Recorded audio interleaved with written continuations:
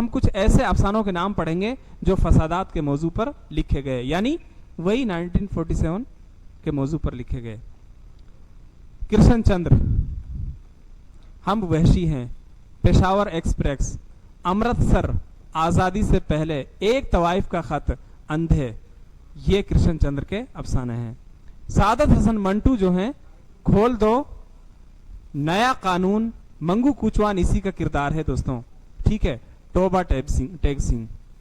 حیات اللہ انصاری کی اگر ہم بات کریں، شکر گزار آنکھیں، عصمت چغتائی کی اگر ہم بات کریں تو جڑیں، عزیز احمد کی کالی رات، احمد ندیم قاسمی، پرمیشر سنگھ، اپیندر ناتھ اشک، ٹیبل لینڈ، جیلانی بانو مجرم، سریندر پرکاش بالکنی، الیاس احمد گدی بغیر آسمان کی زمین، ان کا بہت مشہور ہے، شموئل احمد، ان کا سنگھار دان، اشفاق احمد، انہوں نے دوستوں گٹریا کے نام سے لکھا ہے، سید محمد اشرف، انہوں نے آدمی کے نام سے لکھا ہے۔ تو یہ تھے کچھ عام افسانے جو تقسیم ہند کے موقع پر لکھے گئے ہیں۔ امید کرتا ہوں آپ کو سمجھ میں آ گئے ہوں گے۔